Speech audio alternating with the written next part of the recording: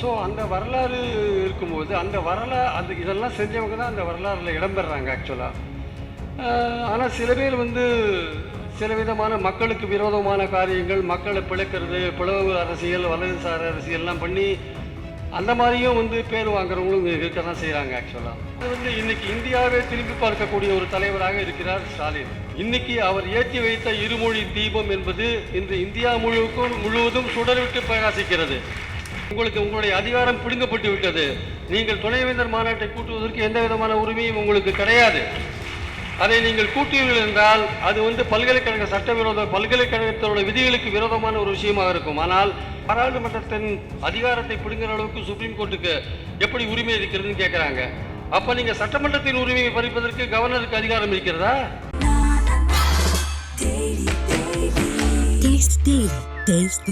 நாமக்கல்ல Tiruchengode main road எர்ணாபுரத்துல இருக்கிற Spiro prime public ஸ்கூல்ல +2 போர்டு எக்ஸாம்ஸோட சேர்த்து நீட் அண்ட் ஜேஇ கோச்சிங்கும் கொடுத்துட்டு இருக்காங்க. கருப்பை புற்றுநோய் குறித்த சந்தேகங்களுக்கான தங்கம் ஹோப்பை இலவசமாய் அணுகுங்கள். ரொம்ப ஒரு முக்கியமான காலகட்டத்தில் தமிழ்நாடு இருக்குன்றது என்னுடைய கருத்து. அதாவது ஒரு ஆட்சியில் பலவிதமான நல்ல காரியங்கள் செய்கிறது, இல்லை அதை பற்றின விமர்சனங்கள் வர்றது, இதெல்லாம் ஒரு இயல்பாக நடக்கிற ஒரு விஷயம். ஆட்சிக்கு வர நல்ல பெயர் அடுத்து வரப்போகிற தேர்தலில் எந்த விதத்தில் உதவுன்றலாம் உங்களுக்கு தெரியும் ஆக்சுவலாக. அதே மாதிரி விமர்சனங்கள் எப்படி சந்திக்கிறதுன்றதும் திமுகவுக்கு ஒரு தெரிந்த கலை தான். ஸோ ஒரு ஆட்சின்னா அதுக்கு பாராட்டும் இருக்கும், விமர்சனமும் இருக்கும். ஆனால் இந்த மாதிரியான ஒரு சராசரியான விஷயங்களை தாண்டி தமிழ்நாட்டு நலன்கள் அப்படின்னு வரும்பொழுது, தமிழ்நாட்டு உரிமைகள்னு வரும்பொழுது, தமிழ்நாட்டு தன்மானம்னு வரும்பொழுது, தமிழ்நாட்டுக்கான மரியாதைன்னு வரும்பொழுது, தமிழ்நாட்டுக்கு என்ன செஞ்சுருக்காங்க ஆட்சியில் இருந்தவங்க அப்படின்ற ஒரு விஷயம் முக்கியமாக வருது. நீங்கள் பல தலைவர்களுடைய வரலாறு எடுத்துனீங்கன்னா ஒவ்வொருத்தருக்கு ஒவ்வொரு விஷயம் இருக்கும். இந்திய அளவில் பார்த்தாலும் சரி, மாநில அளவில் பார்த்தாலும் சரி. நேருன்னா நேரு பொதுத்துறை நிறுவனங்கள்லாம் கொண்டு வந்தார் சொல்லலாம். காமராஜர்னால் மதிய உணவு திட்டத்தை கொண்டு வந்தார் சொல்லலாம். இந்திரா காந்தினா பேங்க்கெல்லாம் தேசியமயமாக்கினாங்கன்னு சொல்லலாம். விபி சிங்னா மண்டல் கமிஷன் விஷயத்தை நம்ம சொல்லலாம். கலைஞர்னால் உங்களுக்கு இடஒதுக்கீடு மிகவும் பிற்பட்டவர்களுக்கு இடஒதுக்கீடு கொடுத்தது சொல்லலாம். அருந்ததியர்களுக்கும் இஸ்லாமியர்களுக்கும் உள் ஒதுக்கீடு கொடுத்தது சொல்லலாம்.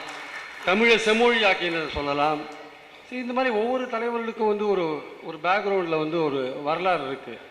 ஸோ அந்த வரலாறு இருக்கும்போது இதெல்லாம் செஞ்சவங்க தான் அந்த வரலாறில் இடம்பெறாங்க ஆக்சுவலாக.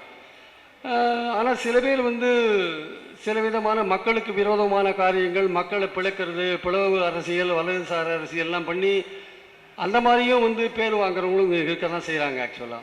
ஆனால் உரிமைக்காக குரல் கொடுத்து மக்களின் தேவைகளை மட்டும் கவனிக்காமல் ஒரு மாநிலத்தின் உரிமைகளுக்காக குரல் கொடுக்குற ஒரு விஷயம் இருக்குல்ல, அது எதிர்காலத்தில் பேசப்படுகிற ஒரு விஷயம்.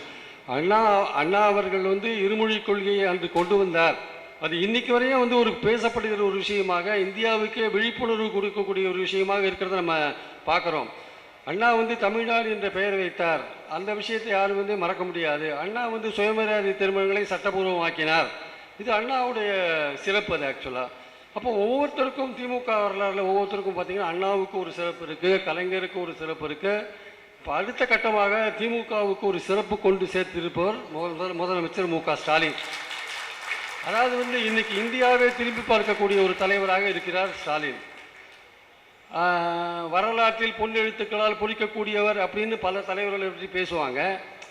நான் அந்த மாதிரி அந்த பாதையை நோக்கி அவர் போய்கொண்டிருக்கிறார் ஸ்டாலின். நிச்சயமாக இன்னைக்கு அவர் ஏற்றி வைத்த இருமொழி தீபம் என்பது இன்று இந்தியா முழுவதும் சுடர்விட்டு பிரகாசிக்கிறது. அன்னைக்கு அண்ணா அந்த விளக்கை கலைஞர் கையில் கொடுத்துட்டு போனார். கலைஞர் இன்னைக்கு ஸ்டாலின் கையில் கொடுத்துட்டு போனார். ஸ்டாலின் இந்தியாவுக்கே வெளிச்சம் காட்டி கொண்டிருக்கிறார். இதுதான் முக்கியமான விஷயம். நீங்கள் மும்மொழி திட்டத்தில் 3வது மொழி என்று சொல்லிவிட்டு இந்தியை தான் திணிக்கப் போகிறீர்கள் என்பது இன்னைக்கு வெட்ட வெளிச்சமாகிவிட்டது மகாராஷ்டிராவில். இன்றைக்கி மகாராஷ்டிரா முதல்வர் மராத்தி தான் கட்டாயம் என்று சொல்லக்கூடிய நிலைக்கு தள்ளப்பட்டிருக்கிறார். அப்போ 3வது மொழின்றது நீங்கள் மற்ற மொழிகள் எந்த மொழி வேண்டாம் 3வது மொழின்னு நீங்கள் சொன்னதெல்லாம் வேஷம் தானே, வெளிவேஷம் தானே. உங்கள் நோக்கம் இந்தியை திணிக்கிறது தானே. அந்த திணிப்பை தானே இன்றைக்கி மகாராஷ்டிராவில் காமிச்சிருக்கீங்க. அந்த மக்கள் இன்றைக்கி எதிர்ப்பு தெரிவிச்சிருக்காங்களா இல்லையா? அதற்கு பயந்து கொண்டு அந்த மாநில முதல்வர் மராத்தி தான் கம்பல்சரின்னு சொல்ல வேண்டிய கட்டாயத்துக்கு தள்ளப்பட்டிருக்கார். ஆனால் ஒன்று மட்டும் ஞாபகம் வைத்துக் கொள்ளுங்கள், பாஜக ஆட்சியில் இருக்கும் வரை நான் ஓப்பனாகவே சொல்கிறேன், எனக்கு ஒன்றும் கவலை கிடையாது. ஏன்னா அது அவங்களுடைய கொள்கை, பாஜகவுடைய கொள்கை. அன்றைக்கே கோல்வால்கர் எழுதி வச்சு போயிருக்கார். அவங்களுடைய கொள்கை என்னென்னா, முதல்ல ஆங்கிலத்தை எடுக்கணும், அந்த இடத்துல ஹிந்தியை வைக்கணும், ஹிந்தியை எடுக்கணும், அந்த இடத்துல சான்ஸ்கிரிட்டை வைக்கணும், சான்ஸ்கிரிட்டை. அதுதான் அவங்க கொள்கை.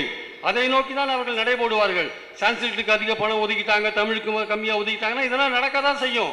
ஏன்னா அது அவங்களுடைய கொள்கை அது. ஸோ இந்த மாதிரி கொள்கை இருக்கிற இடத்துல நாங்கள் இருமொழி கொள்கையில் ரொம்ப தெளிவாக இருக்கோம். நீ சமக்கர சிஷ்யாவுக்கு 2500 கோடி கொடுத்தா கொடுக்காட்டிவோ உங்கள் 3வது மொழியை நாங்கள் வந்து எடுத்துக்கவே மாட்டோம் அப்படின்னு சொல்கிற தைரியம் இந்தியாவில் எந்த முதல்வருக்கு இருக்குது? முதல்ல அந்த அந்த அந்த நிதியை கொடுக்காமல் வஞ்சிக்கிற அந்த அந்த அந்த செயல்பாடு நிச்சயமாக சட்டபூர்வமாக வந்து ஒரு சட்டத்துக்கு விரோதமான ஒரு செயல்பாடு. மத்திய அரசுக்கு வந்து நிதியை மறுக்கிற உரிமை கிடையவே கிடையாது ஆக்சுவலாக. ஆனால் அதையும் தாண்டி நீ 10,000 கோடி கொடுத்தாலும் பரவாயில்ல, உன் 3வது மொழியை நான் வந்து இங்கே தமிழ்நாட்டில் வந்து அறிமுகப்படுத்த மாட்டேன்னு சொல்கிற தைரியம் இந்தியாவில் வேறு எந்த முதல்வருக்கு இருக்கிறது? இது ஒரு முக்கியமான விஷயம். ஸோ இன்னைக்கு வந்து பேசப்படுற பொருள் அதுதான். இன்னைக்கு இந்தியாவில் இருக்கிற மாநிலத்தில் இருக்கிற அந்தந்த மாநிலத்தை சேர்ந்த பூர்வ குடிமக்கள் பேசிக்கொண்டிருந்த மொழியெல்லாம் அழிந்து கொண்டிருக்கிறது. அந்த அழிந்து கொண்டிருக்கிற மொழியில் ஹிந்தி போய் அந்த இடத்துல உட்கார்ந்துருக்கு ஆக்சுவலாக. அந்த ஹிந்தி அது தமிழ்நாட்டுக்கு அந்த நிலை வரக்கூடாது அப்படின்ற ஒரு பட்சத்தில் அந்த அந்த நோக்கத்தில் செயல்படுகிறார் முதல்வர் ஆக்சுவலாக. ஸோ இது வந்து எதிர்கால தமிழர்களுக்கோட நலன்களையும் சேர்த்து முதல்வர் செயல்படுற ஒரு விஷயமா நம்ம பார்க்குறோம். நம்ம அது மட்டுமல்ல, அடுத்தது பார்த்தீங்கன்னா வந்து சமீப காலத்தில் இப்போது கவர்னருடைய விஷயங்கள் பார்க்கலாம். நம்ம கவர்னரோட விஷயங்களில் இன்றைக்கி சுப்ரீம் கோர்ட்டில் வந்திருக்கிற தீர்ப்பு என்பது வரலாற்று சிறப்புமிக்க ஒரு தீர்ப்பு. அந்த தீர்ப்புப்படி பார்த்தீங்கன்னா நிச்சயமாக இந்த கவர்னர் வந்து ராஜினாமா செய்துவிட்டு போயிருக்கணும் ஆக்சுவலாக. ஆனால் அவருக்கு வந்து எந்த விதமான சூடோ சொரணையோ இருக்கிற மாதிரி தெரியல. அவர் வந்து நான் இங்கே மட்டும் இதை பேசலை, நேற்றே நான் ஒரு தொலைக்காட்சியில் பேசும்போதே சொன்னேன், அவருக்கு எதுவும் எந்த விதமான ஒரு மறத்து போயிட்டார் போல் இருக்கு. அவருக்கு சுப்ரீம் கோர்ட் எவ்வளோ கூட்டு வச்சாலும் பரவாயில்ல, நான் இங்கேயே தான் உட்காந்துருப்பேன்னு நினச்சிட்டு இருக்கார் அவர் ஆக்சுவலாக. ஆனால் இதே போக்கை அவர் தொடருவாரே ஆனால், இதே மாநில அரசுக்கு எதிரான ஒரு போக்கை தொடருவாரே ஆனால் நிச்சயமாக அவர் வந்து ஒரு கட்டத்தில் மக்களின் மிக கடுமையான கோபத்துக்கு அவர் ஆளாகக்கூடிய வாய்ப்பு இருக்கிறது ஆக்சுவலாக. அது எந்த விதத்தில் வெளியாகும் என்று சொல்ல முடியாது. ஏன்னா இன்னைக்கு வந்து உங்களுக்கு வந்து பல்கலைக்கழகத்தில் எந்த விதமான அதிகாரமும் கிடையாது, துணைவேந்தர் நியமனத்திலையும் அதிகாரம் கிடையாது, அதே மாதிரி அந்த நிர்வாக விஷயத்திலும் உங்களுக்கு அதிகாரம் கிடையாது. அது நீங்கள் வேந்தராக இருப்பது என்பது அது ஒரு அலங்கார பதவியாக மாறிவிட்டது. நீங்கள் கவர்னராக இருப்பதால் வேந்தராக இருக்கிறீர்கள், நாளைக்கு இன்னொரு கவர்னர் வந்தால் வந்து வேந்தராக இருப்பார். உங்களுக்கு உங்களுடைய அதிகாரம் பிடுங்கப்பட்டு விட்டது. நீங்கள் துணைவேந்தர் மாநாட்டை கூட்டுவதற்கு எந்த விதமான உரிமையும் உங்களுக்கு கிடையாது. அதை நீங்கள் கூட்டுவீர்கள் என்றால் அது வந்து பல்கலைக்கழக சட்டவிரோத பல்கலைக்கழகத்தோட விதிகளுக்கு விரோதமான ஒரு விஷயமாக இருக்கும். ஆனால் நீங்கள் மத்தியில் அதிகாரத்தில் இருப்பதால் அந்த அதிகாரத்தை பயன்படுத்தி கொண்டு நீங்கள் துணைவேந்தர்களை மிரட்டி உங்கள் மாநாட்டுக்கு கூப்பிடலாம் என்று நினைக்கிறீர்கள். அந்த மாதிரியான ஒரு விஷயத்தை நீங்கள் கையில் எடுத்தால் தமிழக முதல்வர் அவர்கள் மீண்டும் வந்து உச்சநீதிமன்றத்தை நாட வேண்டிய ஒரு கட்டாயம் வரக்கூடிய வாய்ப்பு இருக்கிறது. ஸோ இந்த சூழல் இருக்கும் பொழுது தீர்ப்பை விமர்சித்து தன்கர் போன்றவர்கள் பேசுகிறார்கள்.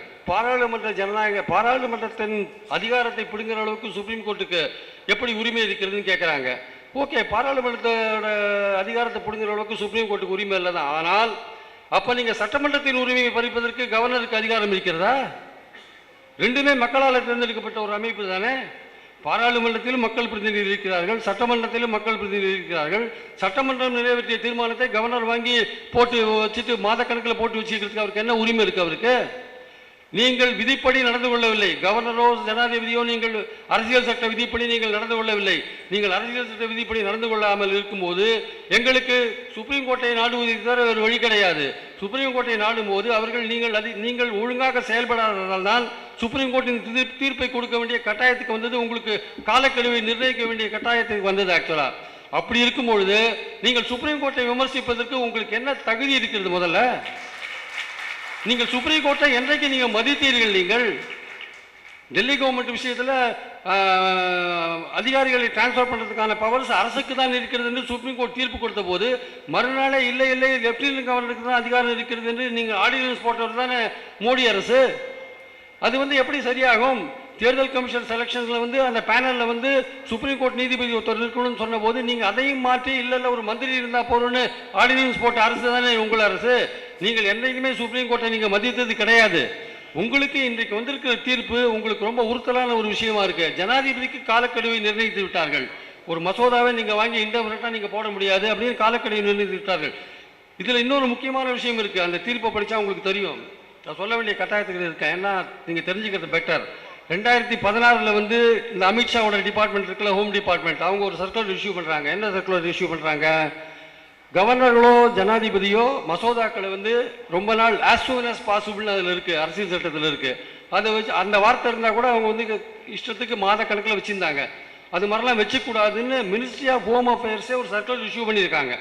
இந்த அமித்ஷா டிபார்ட்மெண்ட்டை இஷ்யூ பண்ணியிருக்கு.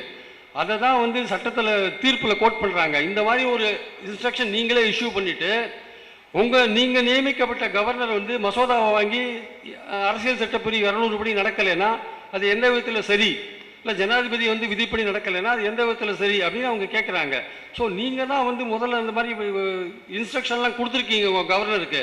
நீங்கள் கொடுத்த இன்ஸ்ட்ரக்ஷன் படியே உங்கள் கவர்னர் நடக்கலை. அதனால தான் சுப்ரீம் கோர்ட் உள்ள புகுந்து அதுக்கு ஒரு காலக்கெடுவை நிர்ணயிக்க வேண்டிய கட்டாயத்துக்கு தள்ளப்பட்டிருக்காங்க.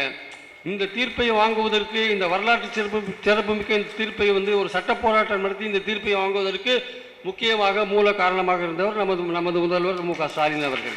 அதில் எந்த விதமான, அதாவது தமிழ்நாட்டை பொறுத்த மட்டும் பார்த்தீங்கன்னா இப்போ அமைச்சர்லாம் இருக்காங்க, எவ்வளோ கஷ்டத்துலலாம் அந்த செயல்பாடுகள் போயிட்டுருக்குன்னு நமக்கு தெரியும். நிதி கொடுக்கறதுல வஞ்சனை, அதிகாரத்தில் பிடுங்கிறது, இந்த மாதிரி விஷயம், கவர்னர் மூலமாக குடைச்சல்கள், இந்த மாதிரி பல விதங்களில் வந்து பிரச்சனைகள். அது தவிர அவங்களுக்கு ரொம்ப எரிச்சலான ஒரு விஷயம் என்னென்னா, தமிழ்நாட்டை பொறுத்த மட்டும் இது என்னன்னா அது இந்தியாவுக்கே வழிகாட்டுற மாதிரி, இந்தியாவில் இருக்கிற மற்ற மாநிலங்களே தூண்டி விடுற மாதிரியான பல விஷயங்களுக்கு பண்ணுறாங்களேன்ட்டு என்ன பண்ணுறாங்க, நியாயமான உரிமையை கேட்டாலே நீ பிரிவினைவாதம் அப்படின்ற ஒரு விஷயத்தை முன்னாடி வைக்கிறாங்க. இந்த மாதிரி திசை திருப்பல் வேலையெல்லாம் இனிமேல் தமிழ்நாட்டில் நடக்காது. ஆக்சுவலாக இந்த மாதிரி விஷயங்கள்லாம் நடக்காது. என்ன உங்களுக்கு எரிச்சல்னா, பாஜகவுக்கு என்ன எரிச்சல்னா, தமிழ்நாடு மட்டுமே தான் தத்துவார்த்த ரீதியில் ஐடியாலஜிக்கலாக நேர் எதிராக இருக்குது. ஆக்சுவலாக அவங்க வந்து இந்துத்துவா பேசினாங்கன்னா நீங்கள் திராவிடம் பேசுகிறீங்க நீங்கள்.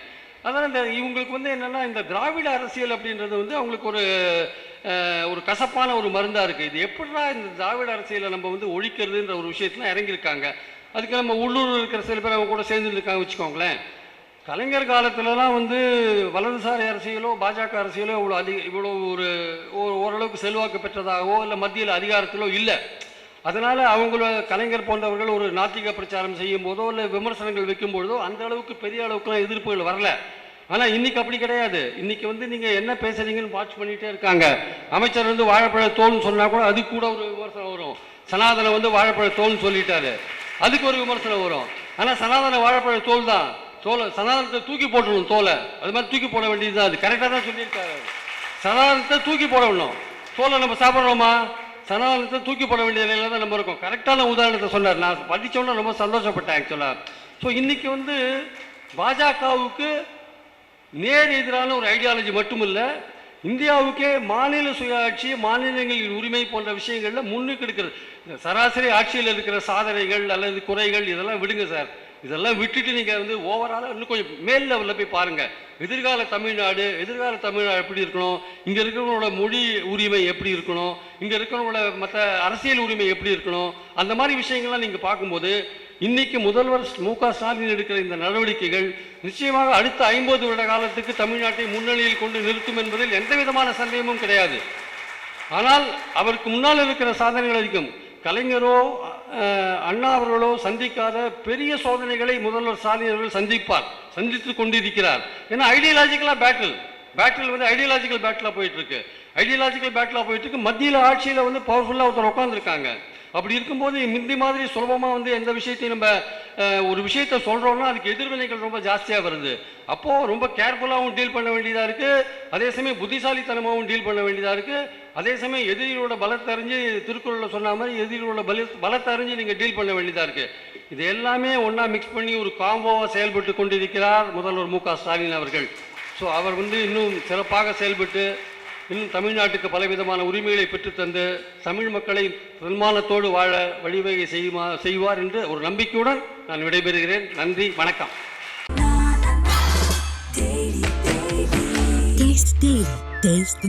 நாமக்கல்ல திருச்செங்கோடு மெயின் ரோட் எர்ணாபுரத்துல இருக்கிற ஸ்பைரோ பிரைம் பப்ளிக் ஸ்கூல்ல +2 போர்டு எக்ஸாம்ஸோட சேர்த்து நீட் அண்ட் JEE கோச்சிங்கும் கொடுத்துட்டு இருக்காங்க. கருப்பை புற்றுநோய் குறித்த சந்தேகங்களுக்கான தங்கம் ஹோப்பை இலவசமாய் அணுகுங்கள்.